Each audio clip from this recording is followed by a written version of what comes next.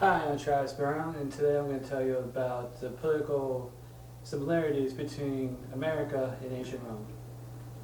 Now, we're going to talk about Julius Caesar, who was the democratically elected leader of Rome. I believe he was called a prime minister. Something kind of like that. Now, him and his friends, they were elected because they decided to help the poor. They said they would go to the poor and say, we're going to help you, and they would get their vote. It's similar to today where politicians say they're going to help the poor and end up they do not help the poor at all. Another similarity is obviously that Rome and America were republics at one point. Rome became an empire, and America gets more imperialistic by the day.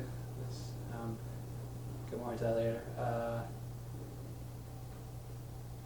Constantly at war, all that, setting the territories. I would say domestically we're becoming more imperialist in America than worldwide. Some people would disagree, but I don't think the territories are that bad. The problem with that is that you're going to run out of wars if eventually, and that's when things go downhill. Eventually America will stop having stuff to fight for and all that.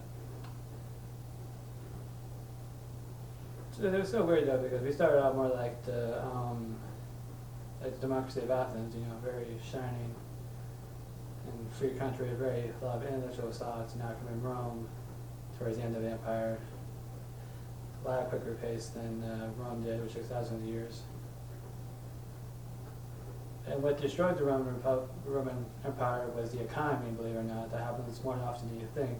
Countries are destroyed by economies rather than war and bad leadership and anything else.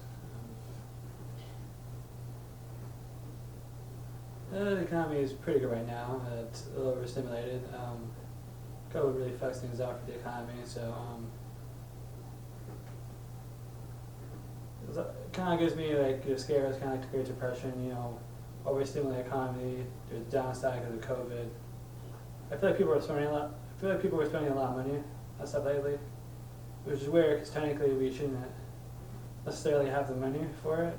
Because a lot of people are not at work and we need those stimulus checks, so that's not good. So we're gonna buy more stuff. We're gonna buy stuff with no money. Another big contributor besides inflation that led to the Great Depression was people were buying stuff they didn't have. They created the credit system during the 20s, where you can go to the store, any store really. You can't do this anymore. You go okay, I'll put that on my tab, and you didn't have to give them money for the thing you bought until the end of the month. And you can do this with more than just like bread or jackets and stuff. You could buy a car, a bathtub, a telephone, a radio on credit. It seems crazy, right? Especially back then when that stuff was brand new. Cars and bathtubs and stuff.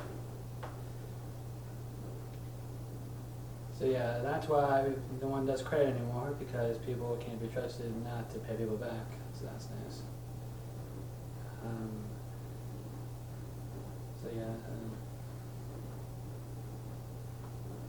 People are worried that Biden's president now. I say don't worry about it. It's just because people are really in charge of the corporations and lobbyist groups. Presidents are puppet leaders and all that.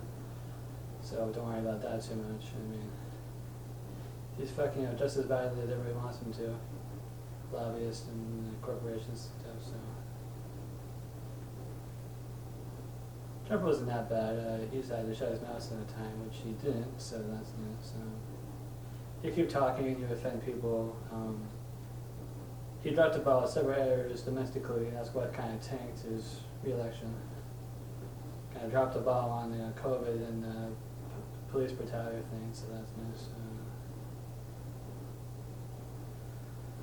Personally, I would have voted for Bernie. I forgot to